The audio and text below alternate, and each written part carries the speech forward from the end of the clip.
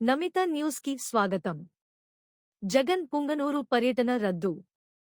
పెద్దిరెడ్డి రామచంద్రారెడ్డి అస్ఫియా మృతి అందరినీ కలచివేసింది.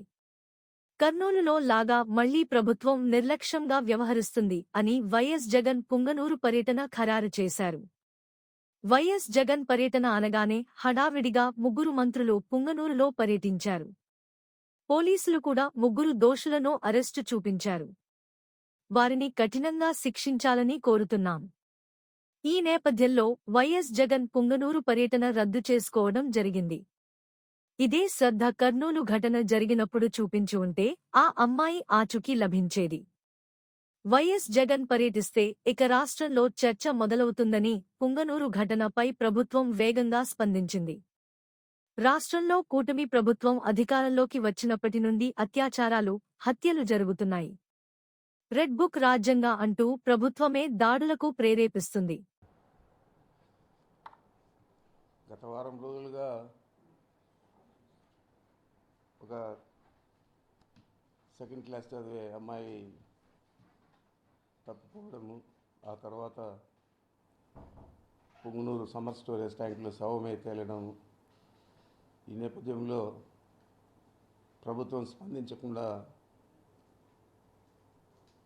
దోషులను పట్టుకోకుండా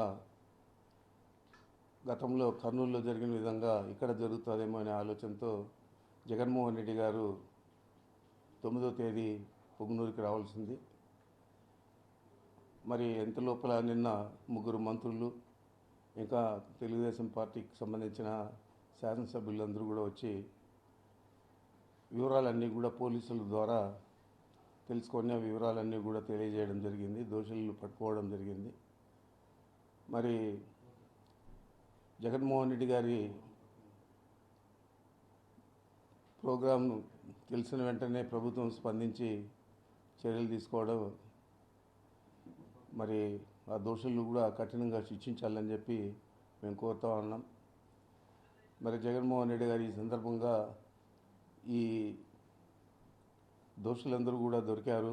మంత్రులందరూ కూడా స్పందించి పుంగనూరుకు వచ్చి అవన్నీ కూడా ప్రకటన చేశారు. అంచేత 9వ తేదీ జరిగే కార్యక్రమాన్ని రద్దు చేసుకోవడం జరిగింది.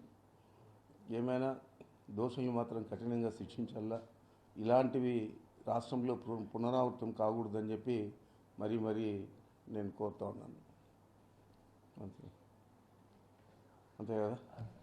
లేనిపోయిన ఆరోపణలు చేస్తా ఉన్నారు సార్. కనీసం వాళ్ళు భద్రత లేదు. కేవలం జగన్మోహన్ రెడ్డి పర్యటన ఉందనగానే వాళ్ళు కాగమేఘాలపైన వచ్చారు. దీన్ని ఏ విధంగా చూడాలంటున్నారు?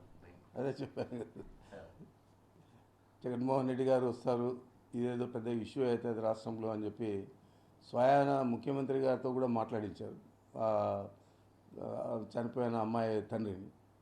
మరి ఇంత శ్రద్ధ గతంలో తీసుకోవాలంటే, కర్నూలులో జరిగిన అప్పుడే తీసుకోవాలంటే ఇది పునరావృతం అయి ఉండదు.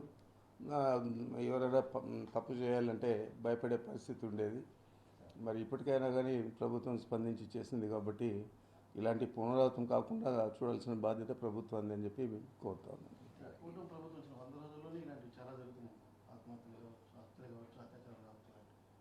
అంటే ఇదంతా కూడా మీకు తెలియదు కాదు, రెడ్ బుక్ సంస్కృతి.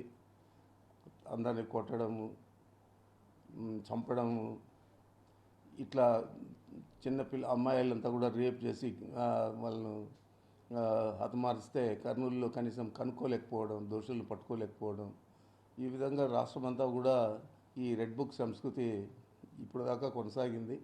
ఇంకో కూడా కొనసాగుతుందనే నేను భావిస్తున్నాను.